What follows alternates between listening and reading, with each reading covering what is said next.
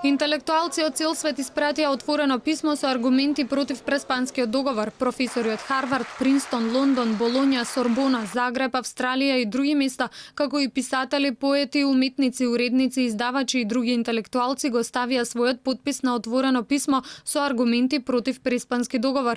Тие во отвореното писмо посочуваат дека договорот не им служи на интересите ниту на Македонија, ниту на Грција.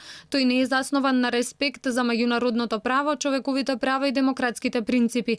Понатаму се потенцира дека со овој договор кој што се обидува да дефинира политички, историски и културни граници помеѓу античка Македонија и она што треба да биде Северна Македонија е бизарен потфат несоодветен за 21 век. Договорот представува негација на уставниот суверенитет на Република Македонија, со тоа што последниот збор им е даден на пратениците на странска држава, Грција. Новото име е наменето да се употребува не само во меѓународните односи, туку и во внатрешниот правен поредок. Атрибутот македонски ќе биде избришан од сите службени документи и од јавна употреба, под закана од орвелијански санкции.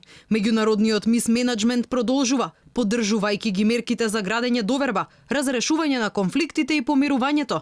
Ние застануваме на тврдењето дека преспанскиот договор не ветува одржлив мир. Меѓу 76 подпишани интелектуалци на отвореното писмо има многу познати македонски и странски имиња. Дел од нив се познатиот писател Милан Кундера, Джеймс Петифер од Оксфорд и Кембридж, Горест Росоклија и Славко Богданов од Универзитетот на Колумбија, Стефано Бианчини од Болоња, Жан Павлески од Сорбона, Жан Патрик Конард од Лондонскиот универзитет, Ричард Фалк од Принстон и уште многу други.